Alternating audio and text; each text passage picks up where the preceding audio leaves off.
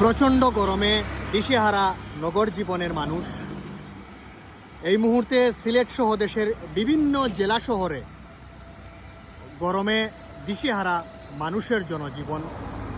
এবং সিলেটে এই মুহূর্তে আজকে কোথাও কোথাও 34, কোথাও কোথাও 35 ডিগ্রি সেলসিয়াস তাপমাত্রা বিরাজ করছে এবং একটি গাছের পাতাও কিন্তু নড়চড় করে নাই এখন পর্যন্ত দেখেছি। এবং সারা দেশে এখন পর্যন্ত গরমে স্ট্রোক করে মারা গিয়েছেন 3 জন, তার মধ্যে 2 জন পুরুষ এবং 1 জন মহিলা।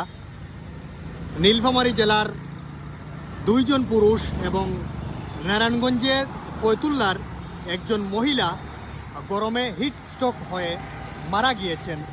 ইন্না লিল্লাহি ওয়া ইন্না ইলাইহি রাজিউন। এবং এই মুহূর্তে সিলেটেও প্রচণ্ড গরমে দিশেহারা জনজীবন এবং মানুষ অনেক কষ্টে ঘর থেকে বের হচ্ছে। ঈদের সময় মানুষ আসলে কোথাও যেতে পারছে না বা মন রিফ্রেশের জন্য ঘোরাঘুরিও করতে পারছে না, যেহেতু অফিস আদালত স্কুল কলেজ ব্যাংক সবগুলাই কিন্তু খোলা রয়েছে, বন্ধ রয়েছে। তারপরও কিন্তু মানুষ ঘুরতে পারছে না এই প্রচণ্ড গরমের জন্য।